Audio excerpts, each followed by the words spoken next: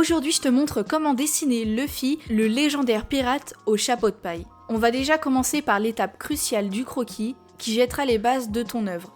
Je te conseille de choisir un endroit calme et confortable pour travailler. On va commencer à esquisser Luffy, et pour ce dessin-ci, on va déjà se concentrer sur le chapeau de paille.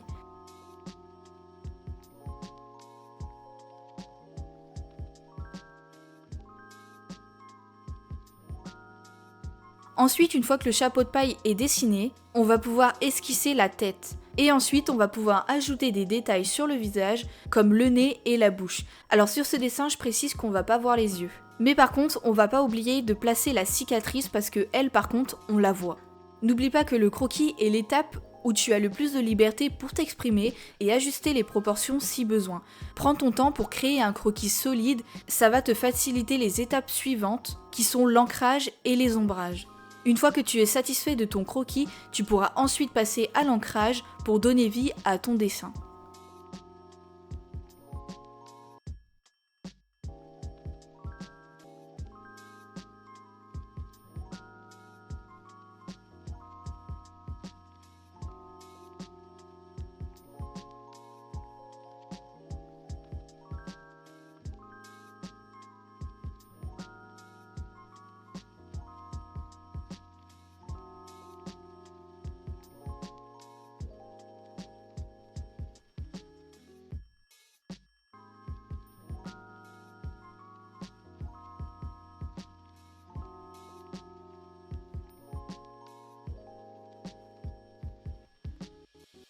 Je te fais une petite aparté pour te dire que j'ai créé une formation complètement gratuite sur comment progresser dans le dessin manga en 60 jours.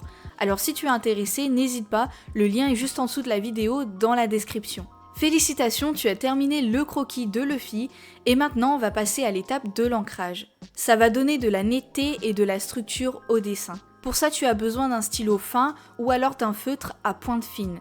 Mais surtout, assure-toi que le crayon ne fera pas de bavure.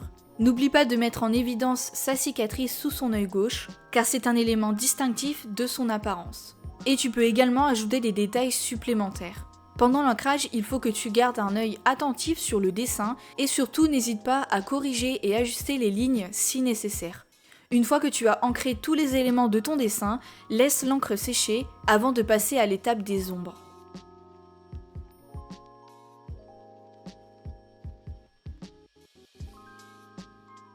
Maintenant, il est temps de donner de la profondeur à ton dessin en ajoutant les ombres.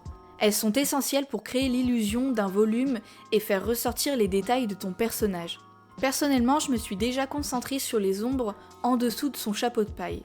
N'hésite pas à observer des images de Luffy pour te guider et placer les ombres correctement.